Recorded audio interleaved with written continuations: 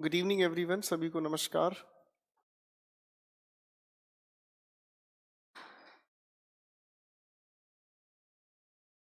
Good evening everyone, सभी को नमस्कार।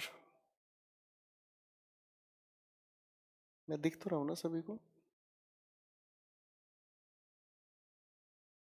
हेलो एवरीवन,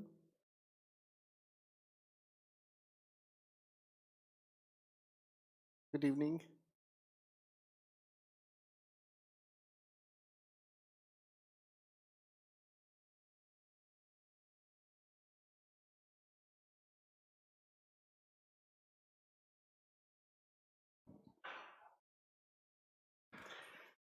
चलो पहले इनकी खुंदक देख लेते हैं, कहाँ कहाँ तक की क्या क्या शिकार कर रहे हैं।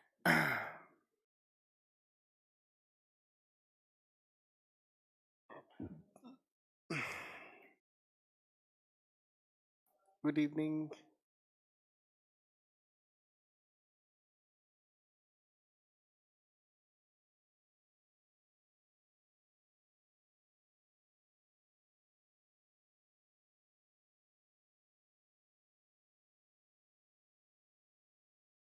Good evening everyone. Good evening everyone.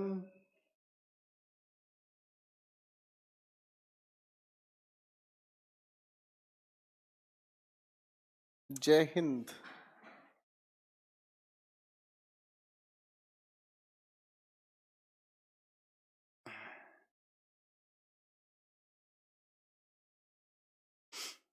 चलिए सर, थोड़ा सा कमेंट्स को हटाएं।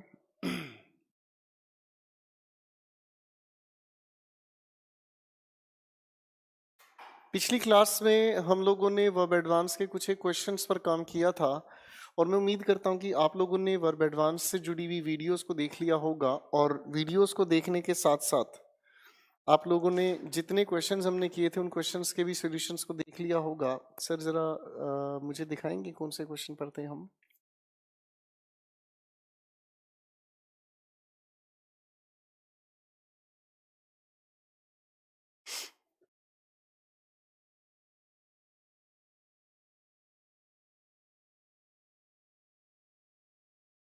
Just a minute please sir, जरा दिखाएं।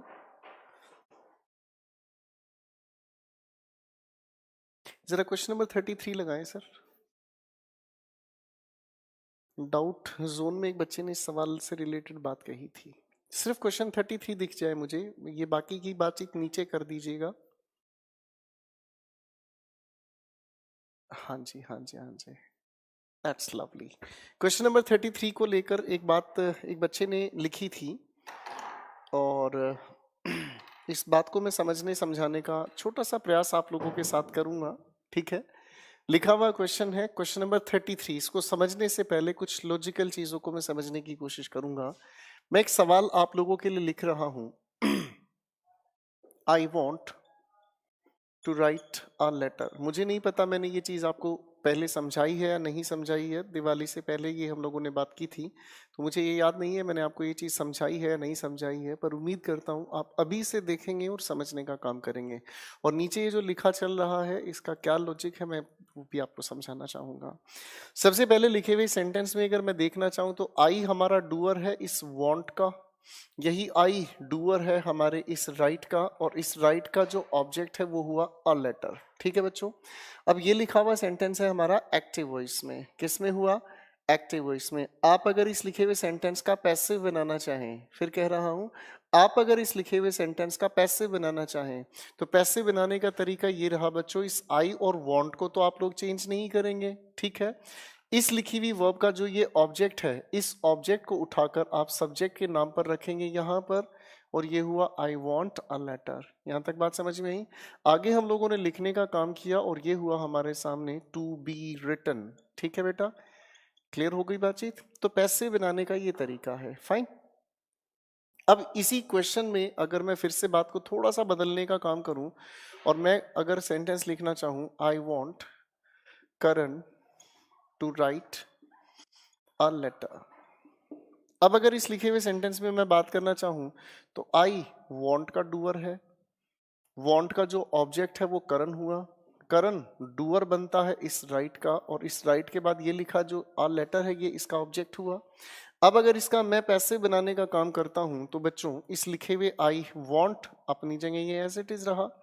अब हमारे सामने इन तीनों के तीनों शब्दों का जब हम पैसिव बनाएंगे तो आ लेटर का जिक्र मुझे पहले लिखना पड़ा, आ लेटर, उसके बाद हमने कहा टू बी रिटन, और आगे हमारे सामने आती है बातचीत लिखी हुई बाई करण। ठीक है बेटा, ये हो गया हमारे सामने क्वेश्चन। तो इसका मतलब ये हुआ कि आप इन नॉन फाइनाइट वर्ब्स का चाहो तो पैसिव भी बना सकते हो। फाइन, आप इन नॉन फाइनाइट वर्ब्स का चाहो तो पैसिव भी बना सकते हो। अब लिखे हुए क्वेश्चन नंबर 33 पर ध्यान से देखो। क्वेश्चन नंबर 33 को बड़े ध्यान से देखो। We can see through his sudden friendliness. See through का मतलब होता है जब आप किसी की चालबाजी को समझ लें।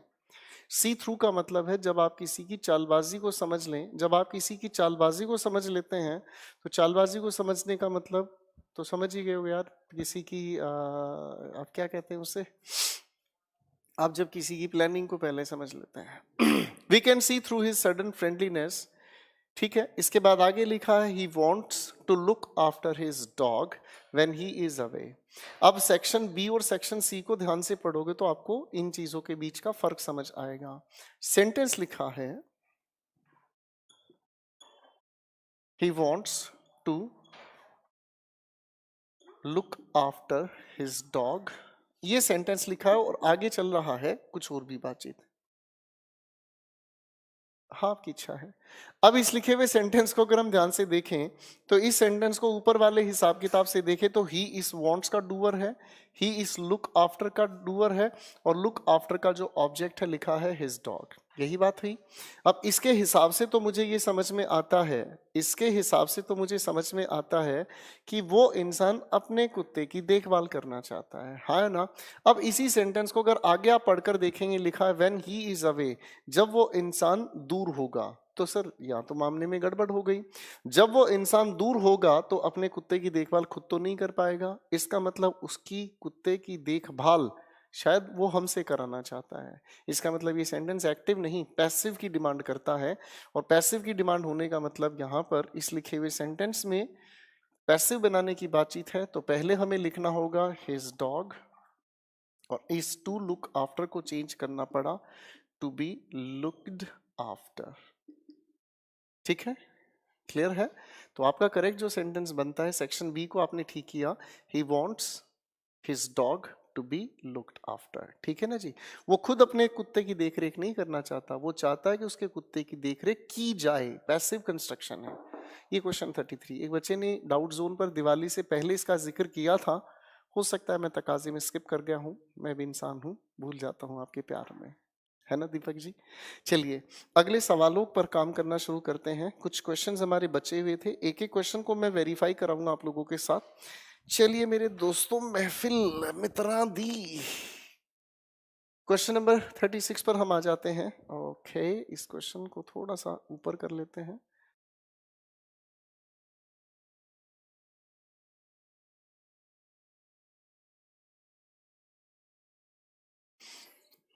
तो अब आपके सामने मैं क्वेश्चंस को फ्लैश कर रहा हूं, एक एक क्वेश्चन को हम लोग समझना सीखना शुरू करते हैं।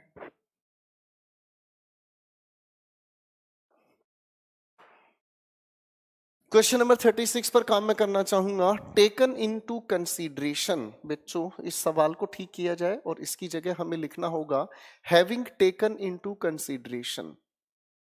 टेकन इनटू कंसीडरेशन नहीं, having taken into consideration. Question number 37 पर आए। क्वेश्चन नंबर 37 पर अगर ध्यान से देखेंगे आप, लिखा है बिफोर। सर इस बिफोर का अगर मैं जिक्र करूं तो ये प्रेपोजिशन है, और प्रेपोजिशन के बाद हम जेरेंड यूज करते हैं, ये हम लोगों ने पढ़ा है। मैं एक बार इस बात को यहाँ लिख देता हूँ, हो सकता है कुछ बच्चे भूल गए हों, क्योंकि दिवाली की छुट्टियां थी, सबके सब अपनी सोन पापड़ी से चिपके हुए थे, सोन पापड़ी या सोना पापड़ी से है। तो प्रेपोजिशन के बाद हम लोग इन्फिनेटिव यूज नहीं करते, हम हमेशा जेरेंड का यूज करते हैं, ये हम लोगों को याद रखना होगा।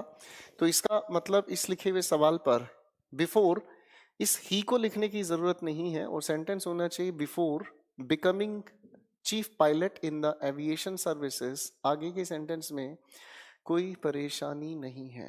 क्वेश्चन नंबर 38 पर आए। The great danger to ships. अब देखो बच्चों, जब शिप एंटर करती हैं तब उनको डेंजर है, इसका मतलब एक्शन कॉन्टिन्यूस होना चाहिए। तो यहाँ पर इस लिखे हुए एंटर्ड की जगह ये प्रेजेंट पार्टिसिपल से लिखा जाना चाहिए, एंटर्ड नहीं, एंटरिंग। ठीक है, एंटरिंग होना सेंसिबल है।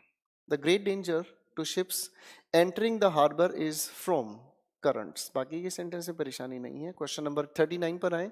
Do you mind. बच्चों, माइंड के बाद हम हमेशा जेरंड का यूज करते हैं। Do you mind helping me to the task. काफी इंपॉर्टेंट सवाल, इसका ध्यान रखिएगा please. Do you mind helping me to the task. ठीक है बच्चों, अगले क्वेश्चन पर आए। लिखा है question number 40, although the driver applied the, ये बार्कर्स नहीं है बच्चों, ब्रेक्स है, स्पेलिंग थोड़ी सी गड़बड़ हुई।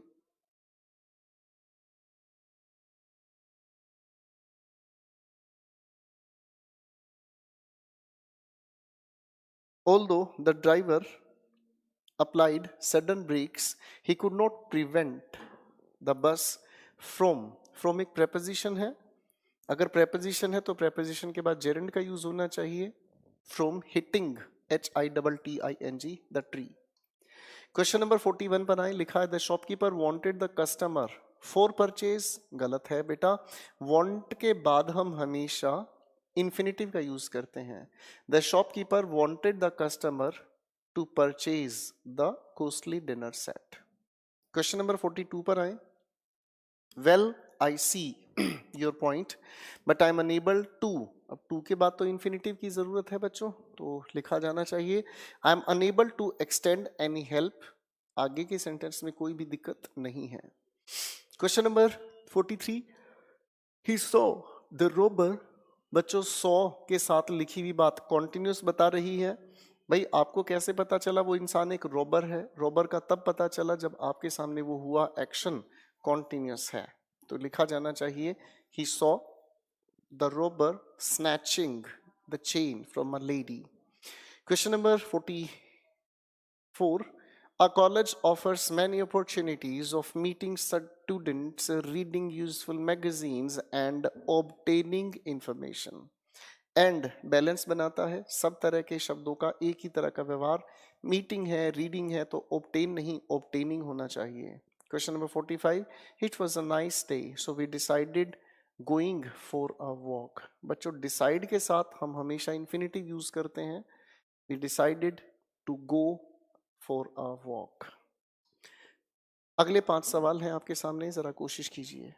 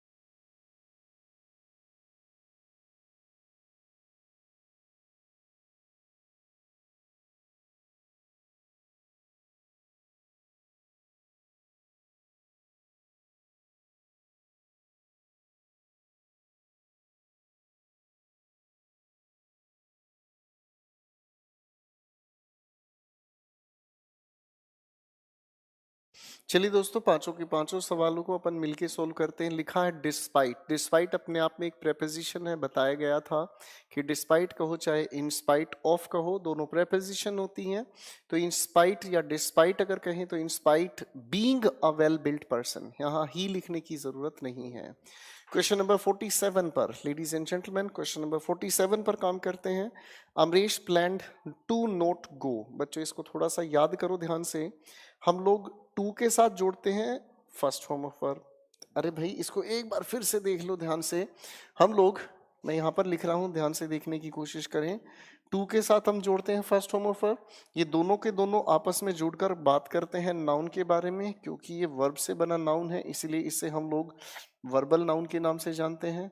जब वर्बल नाउन की हम बात करते हैं तो बच्चों, ये दोनों आपस में कंपाउंड का काम करते हैं।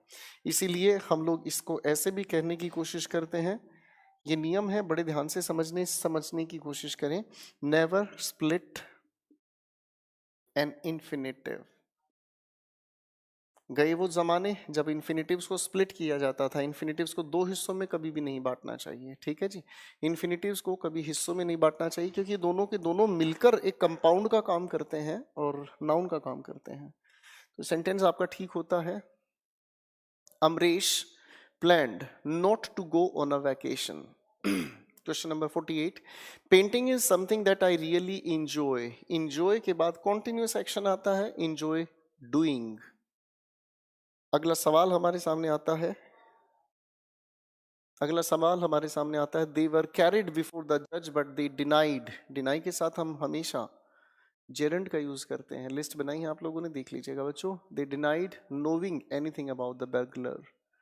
क्वेश्चन 50 पर आता है हमारा सवाल, when the crowds became furious during the concert the police started. Start के बाद gerund की हमें जरूरत पड़ती है, started firing.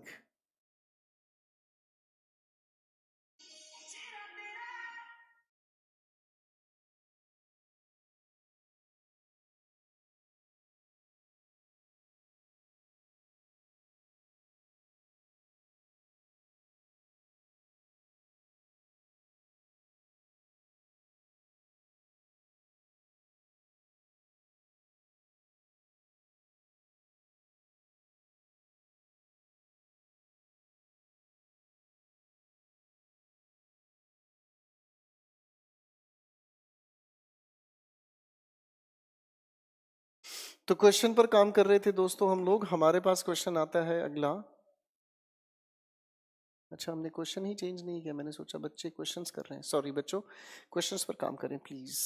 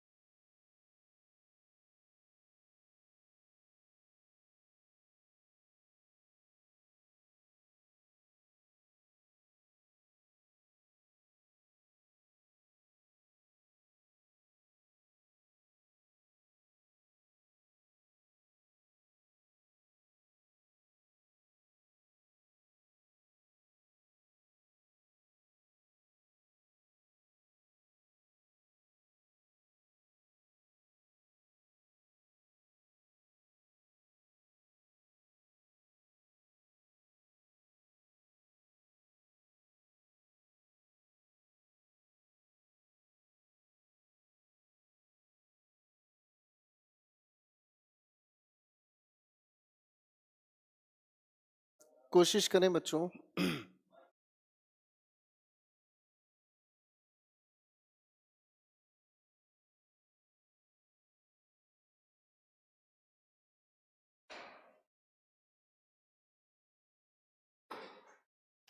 क्वेश्चन नंबर 51 पर काम कर रहे थे हम, बड़े ध्यान से समझें। If you apologise,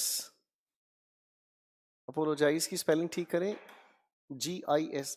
if you apologise for having failed, fail नहीं बच्चों, failed in keeping your promises, your friends, आगे का सेंटेंस में परेशानी नहीं है। हैविंग के बाद हम लोग भाई परफेक्ट पार्टिसिपल बनाओगे तो having failed in keeping your promises. Next question पर आए, अगर हम ध्यान से समझें, having had reached the station, फिर कह रहा हूं having had reached the station. एक बात बताओ बच्चों, परफेक्ट पार्टिसिपल में हम हैविंग के साथ third form of verb use करते थे, तो हैविंग के बाद थर्ड फॉर्म आ रही है रीच, तो इस लिखी बातचीत में हमें हैड का क्या लेना देना है भाई? तो हैविंग रीच्ड द स्टेशन, ठीक है बच्चों। अगला क्वेश्चन आता है, being a rainy day, Manish बच्चों होना चाहिए ठीक हमारे पास, it being a rainy day Manish decided to stay at home. It being a rainy day.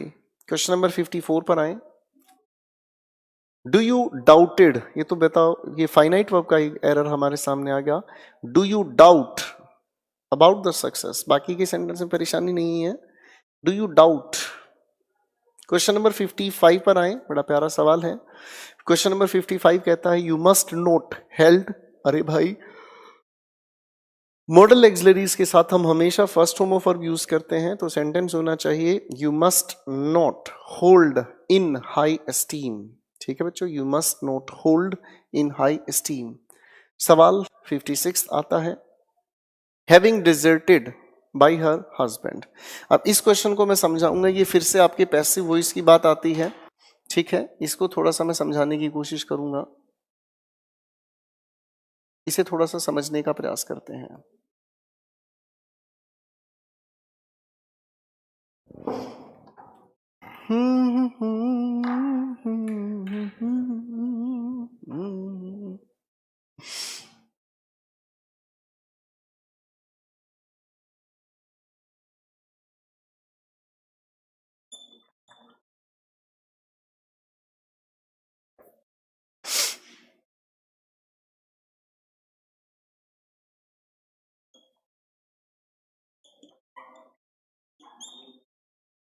इस सेंटेंस में कोई परेशानी है?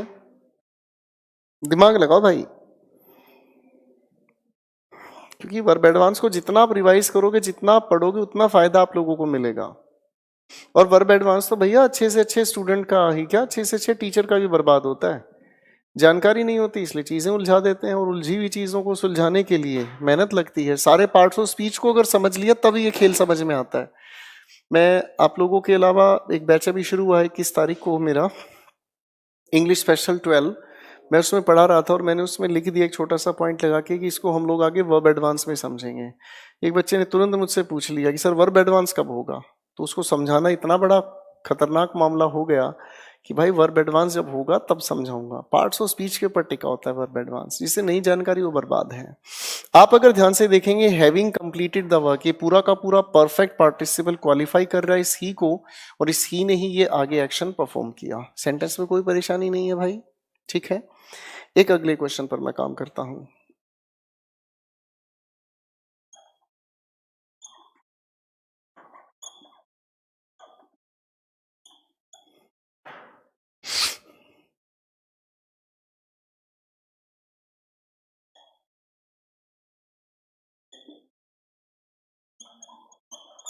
मेरे सामने ये सेंटेंस लिखा है, सेंटेंस को ध्यान से पढ़ें। तो आप लोग इस सवाल को अगर ध्यान से देखेंगे तो मामले में थोड़ा सा गड़बड़ लगेगी। ये पूरा का पूरा परफेक्ट पार्टिसिपल क्वालिफाई कर रहा है इसे। Having completed the work the master allowed him a leave. तो आप कहोगे सर ये तो सेंटेंस में नॉनसेंस लग रहा है। हाँ है ना, सेंटेंस में नॉनसेंस क्यों लग रहा है? क्योंकि मास्टर काम को कंप्लीट करके किसी को लीव क्यों देगा?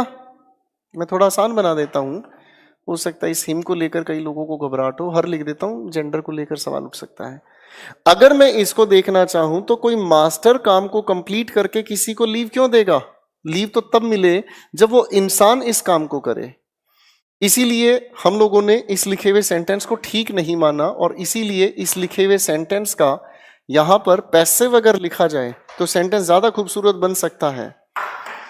अगर सेंटेंस का पैसिव बनाया जाए तो सेंटेंस ज्यादा खूबसूरत बन सकता है। और इस बातचीत की जगह अगर लिखा हुआ मुझे मिलता है she was allowed a leave by the master, तो सेंटेंस अपने आप में ठीक है। क्यों? क्योंकि ये जो पूरा का पूरा हमारा परफेक्ट पार्टिसिपल है, ये क्वालिफाई इस शी को कर रहा है, और जिसके लिए आगे बात कही गई है, कोई दिक्कत ही नहीं है। आप इसी सेंटेंस को अगर ऐसे लिखना चाहते तो ये भी अपने आप में ठीक है। शी हैविंग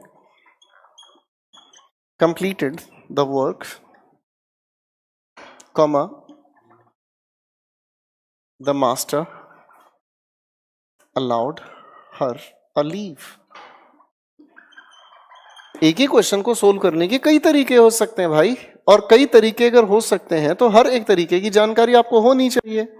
अगर आपको जानकारी नहीं है तो इसका मतलब या तो मेरे एफर्ट्स गलत हैं, या फिर मैं आपसे उम्मीदें ज्यादा कर रहा हूं।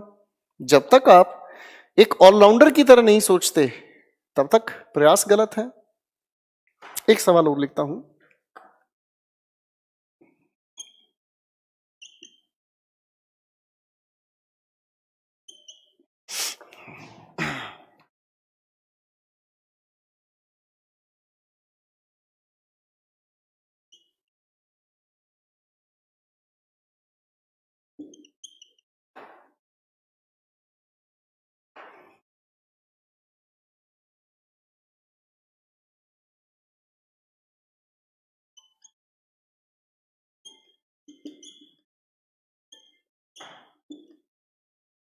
मैंने आपके सामने एक सेंटेंस लिखा,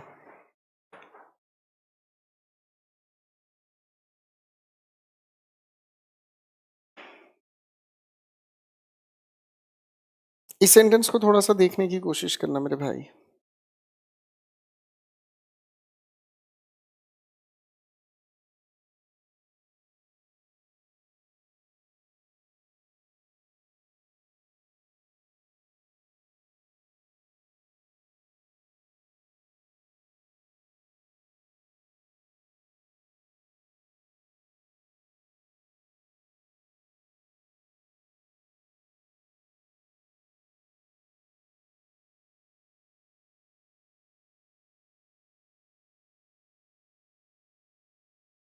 आप लोग अगर इस लिखे हुए सेंटेंस को थोड़ा ध्यान से देखने की कोशिश करोगे तो ये सेंटेंस बहुत प्यार से समझा सकता है आपको ये बात। आ जाओ बच्चों, समझाने की कोशिश करता हूं।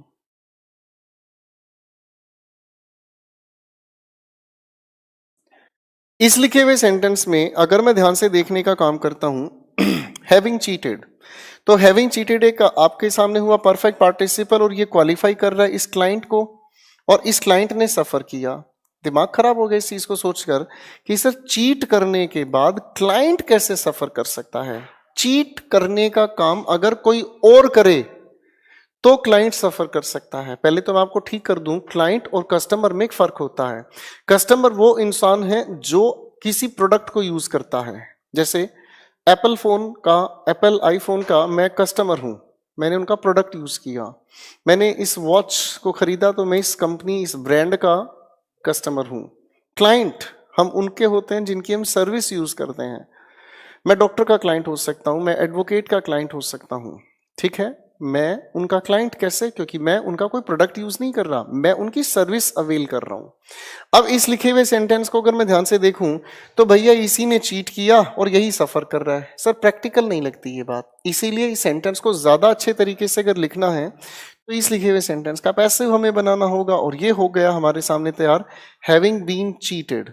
ठीक है भाई, हैविंग बीन चीटेड, इस इंसान को धोखा दिया गया, किसी और ने इसको धोखा दिया और इसीलिए ये सफर कर रहा है। ठीक है, तो ये कायदा हमें समझना होता है कि कभी कभी लिखी हुई इन बातचीत के अर्थ बदल जाते हैं। पहले एक बार इस चीज को थोड़ा ध्यान से, मैं चाहता हूं कि आप एक बार लिख लें, रजिस्टर नोटबुक में एक बार इसे लिख लें, ये समझ आना बहुत जरूरी, क्योंकि अगला जो सवाल है वो थोड़ा सा इसी के ऊपर टिका हुआ है। प्लीज लिख लीजिए।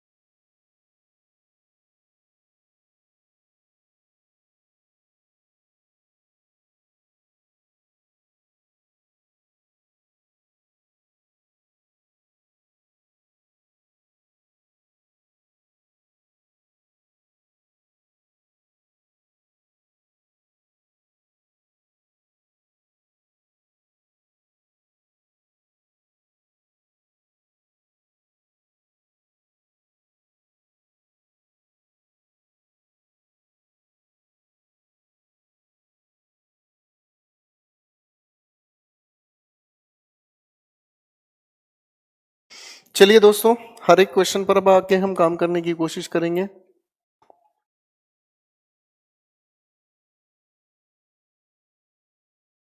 क्वेश्चन नंबर 56 पर आए। लिखा है having deserted by her husband she committed suicide. अब बच्चों बड़ा प्यारा सा सवाल है, ध्यान से देखें।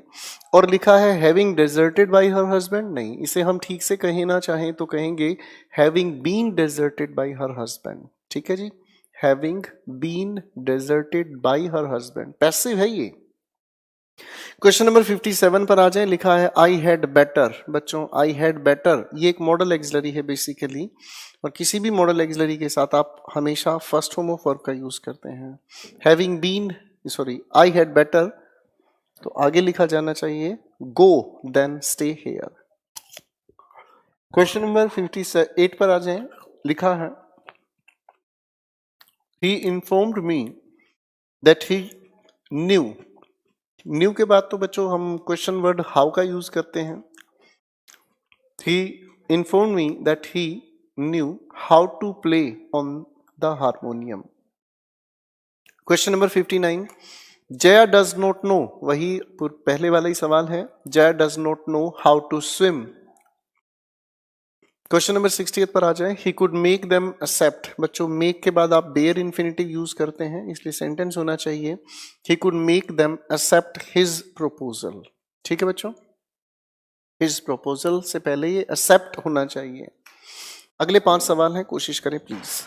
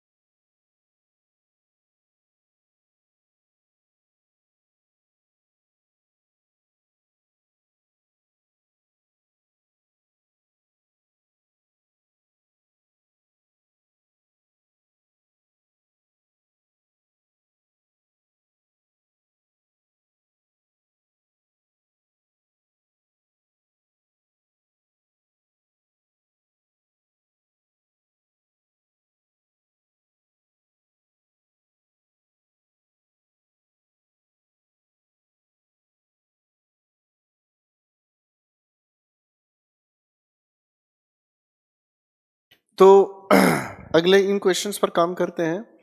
एक बच्चे ने सवाल पूछा है, सर क्या एडवर्ब क्वालिफाई कर सकते हैं नाउन और प्रोनाउन को? सर बिल्कुल नहीं कर सकती। अगर कोई इंसान, कोई अध्यापक अगर ये चीज कहता है तो वो साक्षात देवता है, ब्रह्मांड में रहने लायक नहीं है। क्वेश्चन नंबर 61 पर आ जाएं। क्वेश्चन नंबर 61 पर आ जाएं।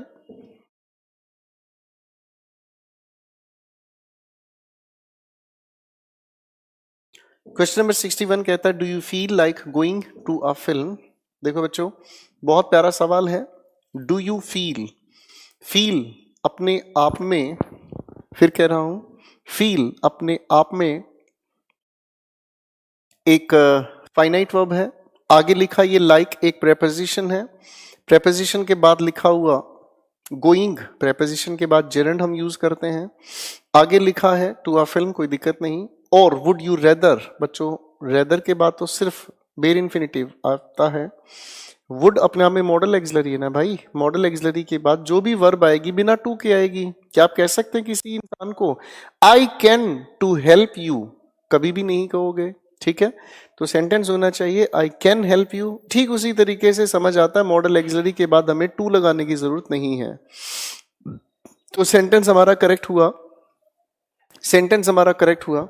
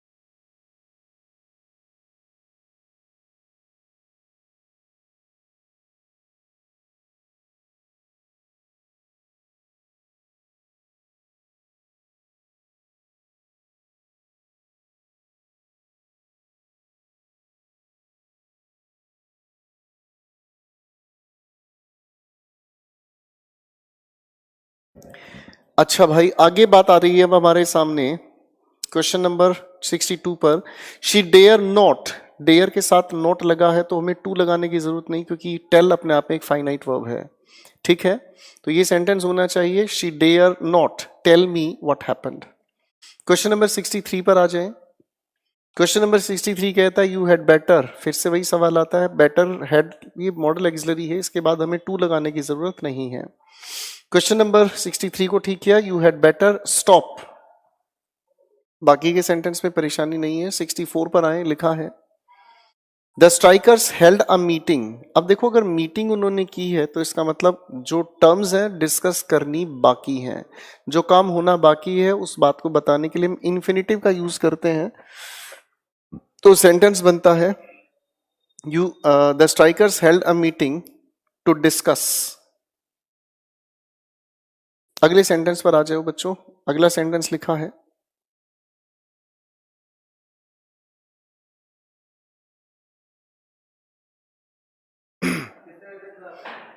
अगला सेंटेंस पर काम करते हैं बच्चों।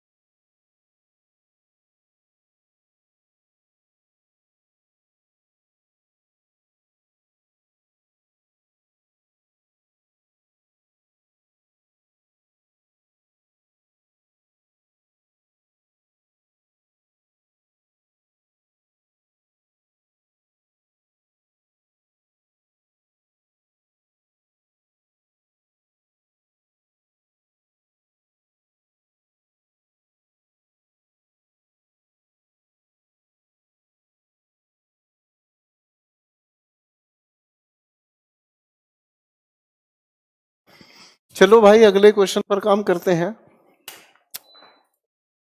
क्वेश्चन आ रहा है सामने हमारे, she was seen reading the Ramayana. इस सेंटेंस में कोई एरर नहीं है। आखिरी 5 सवाल अब हमारे सामने बचते हैं। आखिरी 5 सवाल हमारे सामने बचते हैं।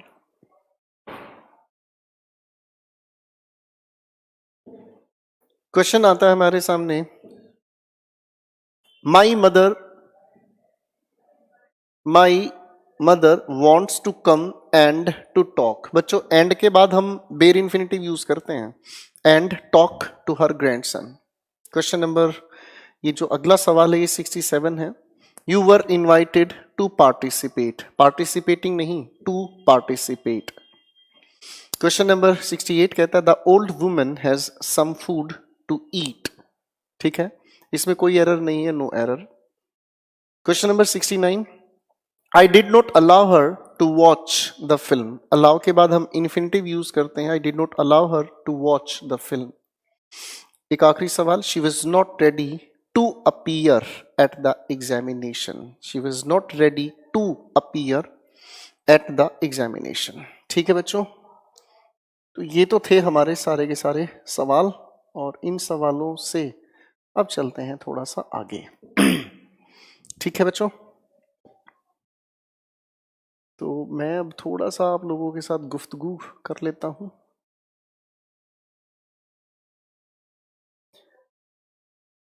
अब आ जाओ भाई, जिसकी जो खुंदक है वो अपनी बयां कर सकता है।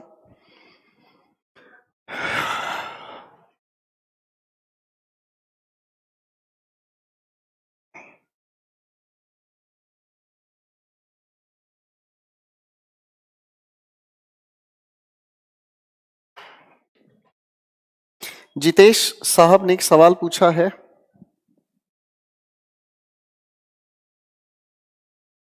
नवीन साहब जितनी बार आप इन चीजों को रिवाइज करेंगे तब आपसे क्वेश्चन बन पाएंगे। वर्ब एडवांस है, ये दर्द नहीं है, ये मोहब्बत का दर्द है। ठीक है,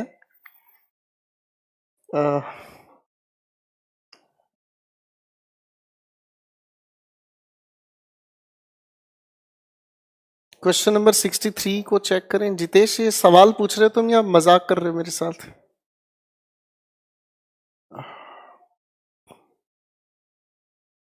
उत्तम साहब पूछ रहे हैं अब क्या होगा?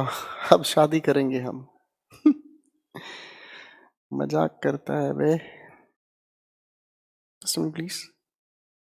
नेक्स्ट वीक मेरी बुक लॉन्च हो रही है, this is a good news for you, और सारे के सारे प्लेटफॉर्म्स पर अवेलेबल होगी नेक्स्ट वीक। जी, यूट्यूब पर का ये जो जिक्र है मैं वो बता देता हूं अब आप लोगों के साथ। मैं हर रोज रात 10:10 पर टन टनाटन टन टन टारा करूंगा, और 10:10 पर मैं आप लोगों के साथ जुड़ूंगा। ठीक है जतिन साहब, ये सवाल हमारे दूसरे सेक्शन का, बाद में बात करेंगे। हैविंग बीइंग नहीं, वर्षा रानी ये ठीक करो बेटा। हैविंग बीन डिस्ट्रॉयड, ये है करेक्ट आंसर। जतिन, ये सवाल हमारा दूसरे लेवल का है। पंकज, नशा सस्ता करो बेटा। हम लोगों ने सीखी है functional grammar. Functional grammar function को समझाती है। मैं अगर कहने की कोशिश करता हूं ही faced many problems, faced verb है। मैं अगर कहूं तो फाइनाइट वर्ब ज्यादा अच्छा होगा। मैं अगर कहूं ही हैज अ फेस, इसका मतलब फेस यहां पर एक नाउन है, नाउन से पहले आर्टिकल का यूज हुआ है। मैं अगर कहने की कोशिश करूं ही used his face value, value noun है से ठीक पहले ये एडजेक्टिव है। अब आपने जो सवाल पूछा है only Ram can do this, तो भैया यहां पर ये नाउन है, नाउन से पहले ये एडजेक्टिव का यूज कर रहा है। कौन मूर्ख कहता है ये एडवर्ब है? अरे कौन मूर्ख कहता है ये एडवर्ब है? जो मूर्ख इंसान है वो ये कहने की कोशिश कर रहा है कि भैया ये एडवर्ब है, तो नालायक इंसान है। ऐसे थोड़ी कह दोगे आप किसी भी चीज को एडवर्ब। आगे हरिओम आपकी शादी होगी, आपको 2 बच्चे होंगे भगवान की कृपा से। इसके बाद हम कॉम्प्रीहेंशन शुरू करेंगे बच्चों। ठीक है, आज नहीं, कॉम्प्रीहेंशन का हम जिक्र करेंगे, अगली क्लास से शुरू करेंगे। इसके बाद हम कॉम्प्रीहेंशन पैसेज करेंगे, पीक्यूआरएस करेंगे, क्लोज टेस्ट करेंगे। एक ही बार 50 बार पूछते जा रहे हो। राजू नालायक इंसान इंटरजेक्शन नरेशन में पढ़ाया जाता है। इंटरजेक्शन कोई टॉपिक नहीं होता, इसे फिनाइल पिलाओ भाई साहब गर्म करके अच्छे से, और 4-5 कॉकरोच उसमें मार के डाल दो, क्योंकि नशा कम नहीं होता।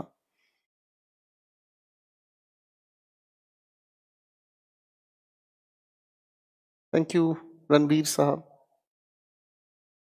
अरे इंटरजेक्शन नरेशन में पूछे जाने वाला सवाल है, ये अलग से टॉपिक नहीं होता। प्रणव, नोट्स को आराम से देखो दोबारा से। ये तो सारे दारू पिए बैठे हैं मुझे लगता है। इंटरजेक्शन, कभी कभी मन करता है मैं स्क्रीन से मुक्का फेंक के मारूं, वहीं पर गर्दन टूट जाएगी। कौन सा सवाल था बेटा 63 में? जितेश को 63 क्वेश्चन नंबर में प्रॉब्लम आ रही है। अरे रुक जाओ यार, एक तो मुझे फोन नहीं चलाना आता, फोन मुझसे अच्छे से चल नहीं पाता।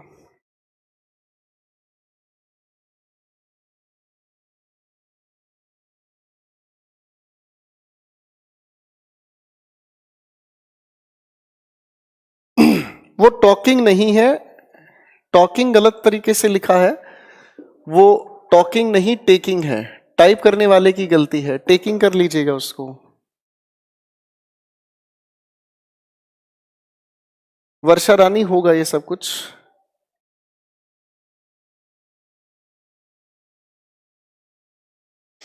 कराएंगे बेटा, सारी चीज करेंगे। अस्तित्व मेरा इस बात का जवाब मैं दे नहीं पाऊंगा जो आपने पूछा है।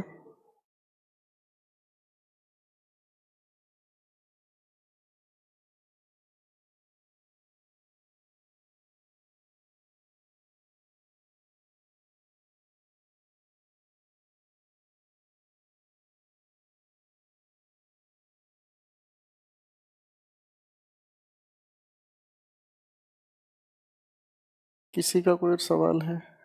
रणबीर कराएंगे बेटा, क्यों टेंशन ले रहे यार?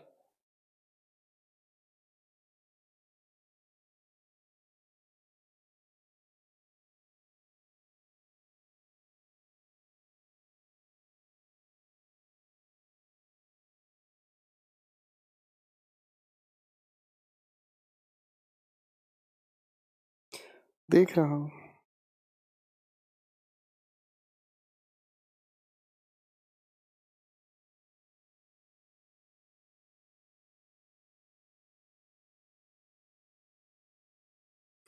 चलिए भाई, किसी और का कोई,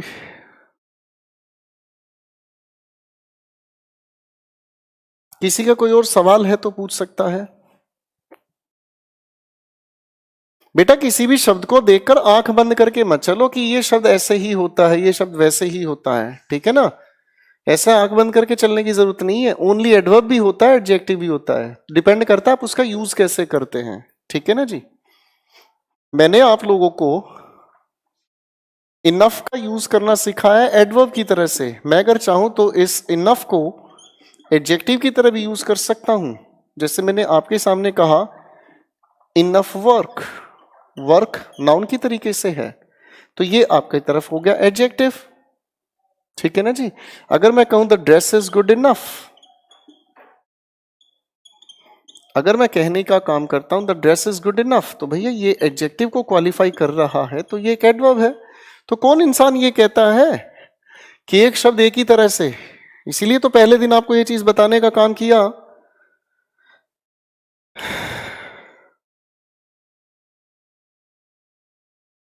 निरंजन साहब कह रहे हैं कि व्हाइट शर्ट मत पहना करो, उतार देता हूं मेरे लाल। अरे मेरे भाई पढ़ाऊंगा पढ़ाऊंगा, आदित्य पापा पढ़ाऊंगा। ये भगवान, मुझे तो ये लगता है कमेंट पे कमेंट करते चले जा रहे, शिकारी लोग हैं सारे। थैंक यू चिरंजीत साहब।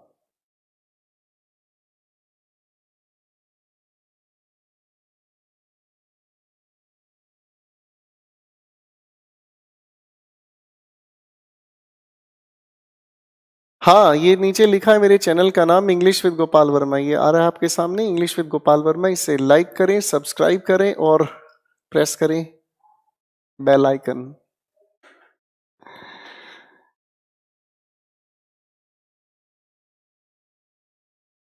शाबाश अलाउद्दीन, और लिख बेटा, और लिख और लिख।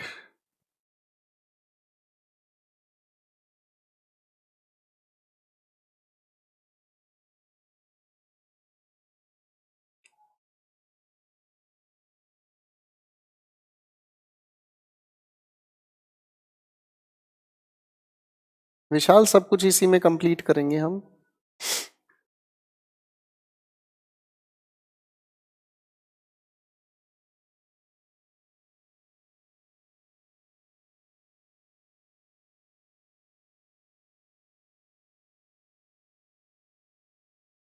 जिस बैच में जो टॉपिक नहीं हुआ है हम वो करेंगे। मैं बातें इसलिए कर रहा हूं ताकि मैं आपको थोड़ा सा माइंडसेट देख लूं।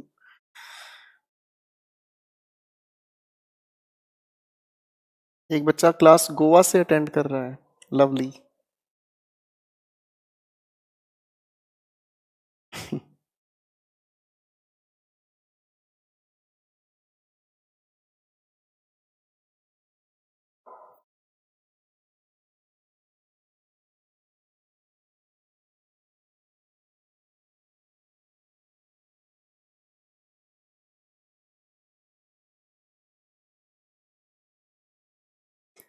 पेमेंट हो गया डिस्क्रिप्टिव बैच का, तो उसकी पेमेंट आप लोगों का नोटिफिकेशन आ जाएगा, don't worry.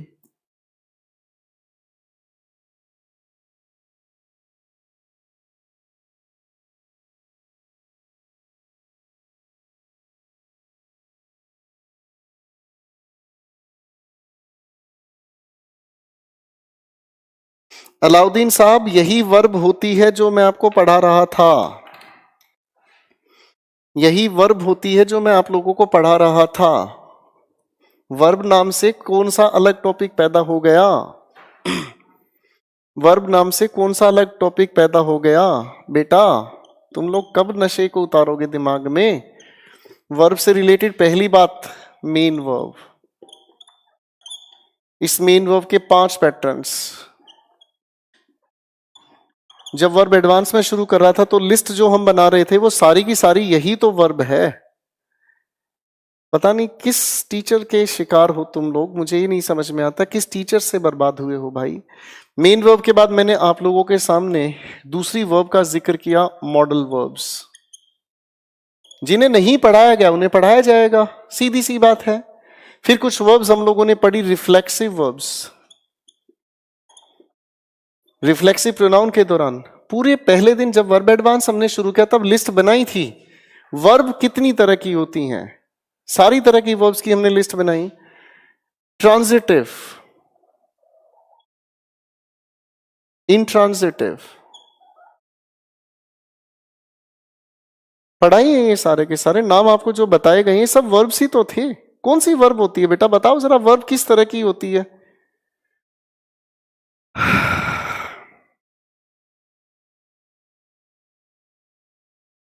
Thank you Rupendra, thank you.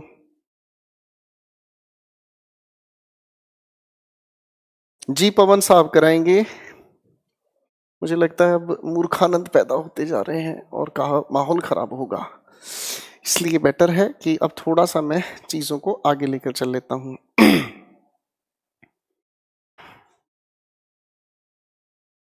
यार ये नशा तो नहीं करके बैठा है? कॉम्प्रीहेंशन में वर्ब एडवांस का क्या रोल है? कोई रोल नहीं है बेटा।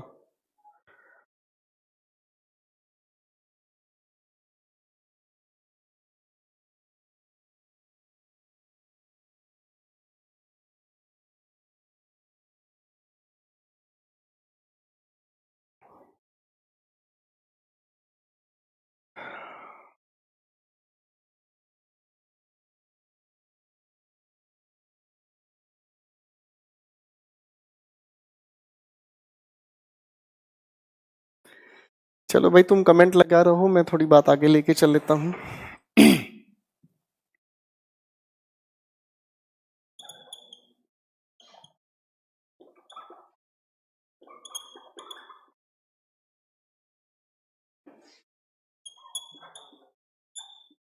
आप लोग अपने कमेंट्स में लगे रहे, मैं अपना पढ़ाना शुरू करता हूं। हमारे पास समय है दोस्तों, और समय का सदुपयोग कर लेना थोड़ा सा ठीक रहेगा। एक दायरा है जिसे हम कॉम्प्रीहेंशन पैसेज कहते हैं। फाइन, कॉम्प्रीहेंशन पैसेज अपने आप में काफी इंपॉर्टेंट एरिया है, ठीक है, एक काफी इंपॉर्टेंट एरिया है। और कॉम्प्रीहेंशन बेसिकली कितनी जगह पर हमारी मदद करता है, इसका एक छोटा सा मैं इंट्रोडक्शन आपके सामने रख रहा हूं ताकि कल की क्लास में हम लोग चीजों को बहुत बेहतरीन तरीके से समझ सकें। इससे ज्यादा इंपॉर्टेंट बात, आप लोगों का कल फ्राइडे है, उसके बाद सैटरडे है, मेरी तरफ से छठ पूजा की कोई छुट्टी नहीं रहेगी। मैं आप लोगों की क्लासेस बैक टू बैक लूंगा, ठीक है जी, क्योंकि जो दिवाली की वजह से छुट्टियां हुई हैं उनको रिकवर हम कर सकें, उनको कंपनसेट कर सकें। खैर, तो जो कमेंट वाले लोग हैं वो चलते रहे, हमें उससे लेना देना नहीं है। अब बात सीधी पढ़ने पढ़ाने की, टाइम वेस्ट हो रहा है कई बच्चों का। कॉम्प्रीहेंशन पैसेज अपने आप में काफी इंपॉर्टेंट दायरा है। कॉम्प्रीहेंशन क्या है, किस तरह से चीजें दी जाती हैं, एक एक चीज को ध्यान से सुन लें, समझ लें, ये आपके लिए काफी इंपॉर्टेंट हो सकता है। कॉम्प्रीहेंशन की अगर हम बात करें तो कॉम्प्रीहेंशन शब्द बना है कॉम्प्रीहेंड से, और कॉम्प्रीहेंड का अर्थ हुआ टू रीड एंड अंडरस्टैंड। काफी गहरा है ये सवाल, काफी इंपॉर्टेंट है ये सवाल। सुनेंगे समझेंगे तो काफी इंपॉर्टेंट चीजें आपके सामने आती हैं। जब हम इस कॉम्प्रीहेंशन की बात करते हैं तो कॉम्प्रीहेंशन आपकी एक एबिलिटी को टेस्ट करता है और कई दायरों में ये आप लोगों को मदद करता है। थोड़ा ध्यान से देखने की कोशिश करेंगे, उसके बाद आगे चीजें हम लोग चलेगी। कॉम्प्रीहेंशन कॉम्प्रीहेंड से बना है, जो एबिलिटी टेस्ट करता है रीडिंग की और आपकी लेवल ऑफ अंडरस्टैंडिंग की। कॉम्प्रीहेंशन पैसेज को जब भी हम पढ़ने की कोशिश करते हैं तो इसके अंदर सेंटेंस लिखे हुए मिलते हैं, और सेंटेंस को जब भी हम लोग लिखते हैं तो सेंटेंस को लिखने के लिए हम लोगों को स्ट्रक्चर पर फोकस करना पड़ता है। और बेसिकली चाहे आप सेंटेंस की बात करें चाहे स्ट्रक्चर की बात करें, ये रिवाइज कराता है आप लोगों की ग्रामर को, ठीक है। यानी कि अगर हम कॉम्प्रीहेंशन पैसेज पढ़ाने की कोशिश करें, पढ़ने की कोशिश करें, तो कॉम्प्रीहेंशन के साथ साथ हम लोगों का ग्रामेटिकल एस्पेक्ट इंप्रूव होता है, ठीक है। कॉम्प्रिहेंशन अगर हम पढ़ने की कोशिश करें तो हमारा वोकैबुलरी का दायरा भी इंप्रूव होता है। जब मैं एक स्टूडेंट था तो मुझे भी टीचर लोग कहते थे कि भाई वोकैबुलरी अगर आपको याद करनी है तो वोकैबुलरी याद करने का सबसे अच्छा तरीका है कि जो सेंटेंसेस आपको दिए जाते हैं उन जो वर्ड्स दिए जाते हैं उन वर्ड्स के सेंटेंसेस बनाओ और इस बहाने वो शब्द याद हो जाएंगे। तो ये भी एक सवाल है हमारे पास, लेकिन सवाल ये उठता है कि इतनी फुर्सत है ही नहीं कि हर एक वर्ड के हम सेंटेंसेस बनाएं। तो जो सेंटेंसेस हमारे कॉम्प्रिहेंशन में उनको पढ़ो तो अपने आप वोकैबुलरी का लेवल उठता है। हमारे कॉम्प्रिहेंशन पैसेज की अगर बात करें तो हमारे इस कॉम्प्रिहेंशन पैसेज से ही हमारा एक बहुत खूबसूरत सवाल तैयार होता है, क्लोज टेस्ट। मैं आपको इसकी शक्ल दिखाना चाहूंगा। क्लोज टेस्ट, क्लोज टेस्ट की अगर हम बात करें तो हमारे सामने एक पैसेज लिखा हुआ मिलता है।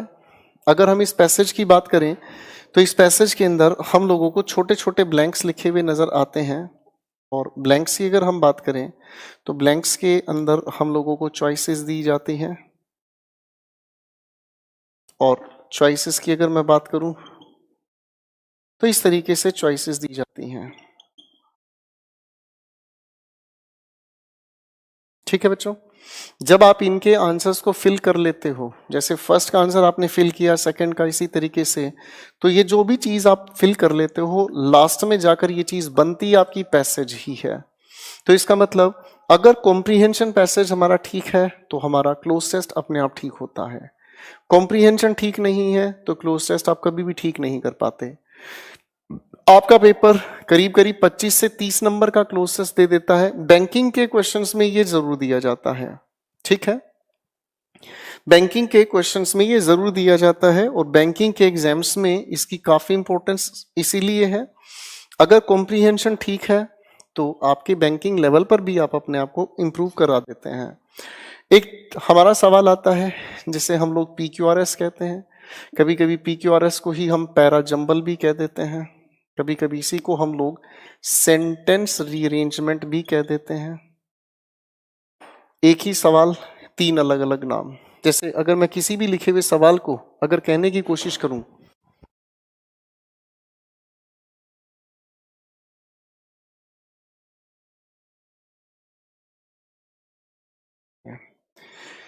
तो पैरा जंबल है, सेंटेंस रीअरेंजमेंट है। मान लो मेरे सामने कोई भी क्वेश्चन दिया जाता है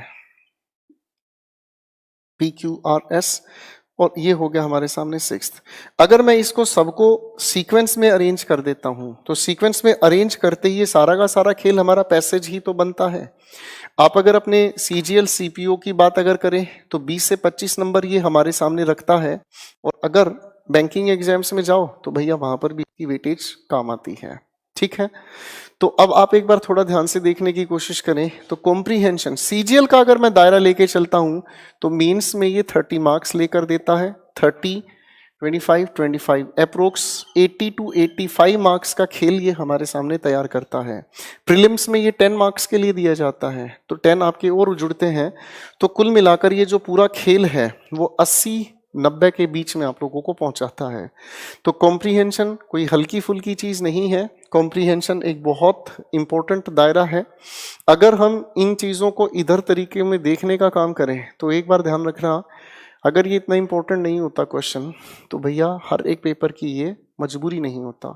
कोई भी पेपर आप उठाओ हर एक पेपर में इसका जिक्र आपको जरूर मिलता है। फाइन, तो कॉम्प्रिहेंशन को समझना हमारे लिए काफी इंपॉर्टेंट है। अगर अगर इंपॉर्टेंट नहीं होता तो कॉम्प्रिहेंशन क्वेश्चन ही दिया नहीं जाता। फाइन,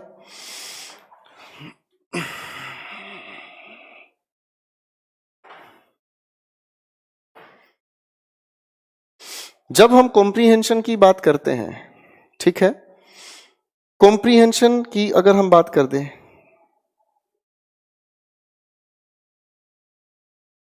तो कॉम्प्रिहेंशन कई तरह के सवाल हमारे सामने डालता है और कई तरीके के सवालों में कई तरीके से कंफ्यूजन दी जाती है।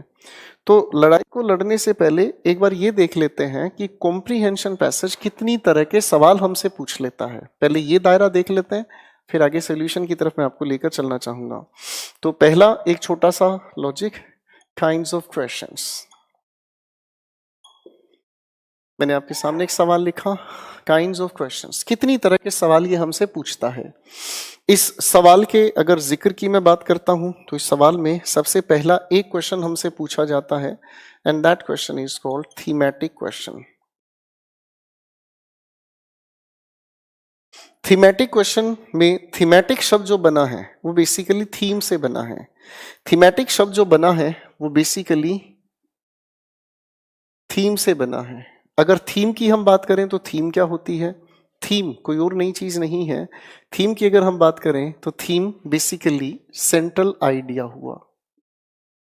सेंट्रल आइडिया अगर हम कहने की कोशिश करें तो सेंट्रल आइडिया का मतलब समझ आता है कोई ऐसी बातचीत जिसके चारों ओर पैसेज को घुमाया जाता है, यानी कि पैसेज की थीम को समझना हमारे लिए काफी इंपॉर्टेंट है। इसके बगैर पैसेज को हम लोग अच्छे से सोल्व नहीं कर पाएंगे। एक दूसरी बात हमसे पूछी जाती है, that is called factual question.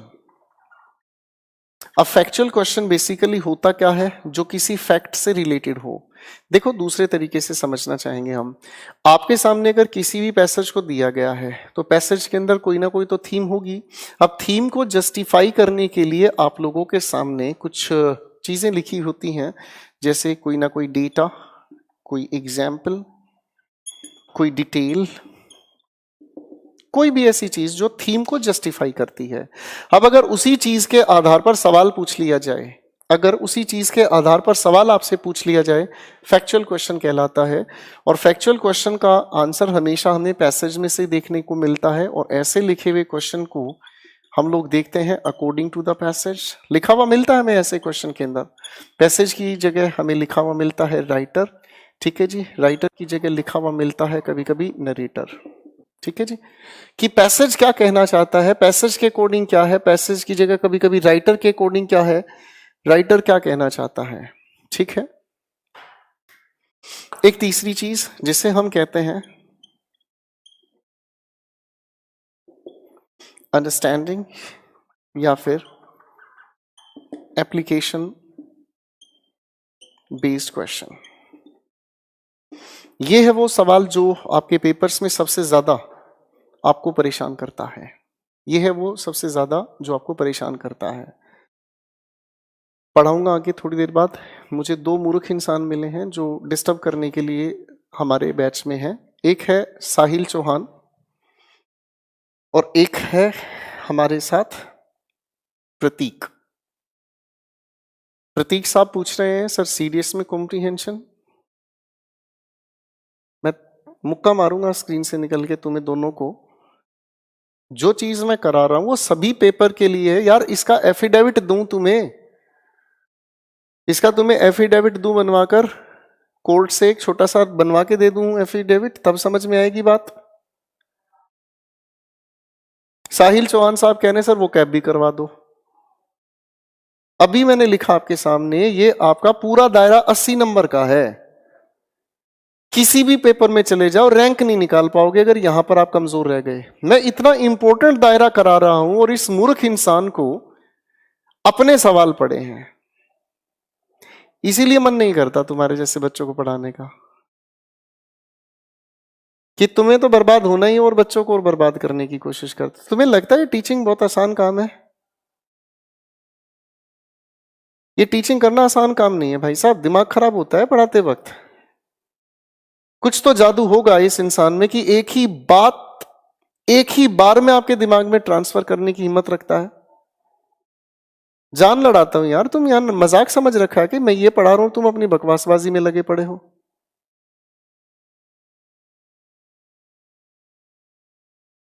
शर्म आती है यार तुम जैसे लोगों को पढ़ाते वक्त।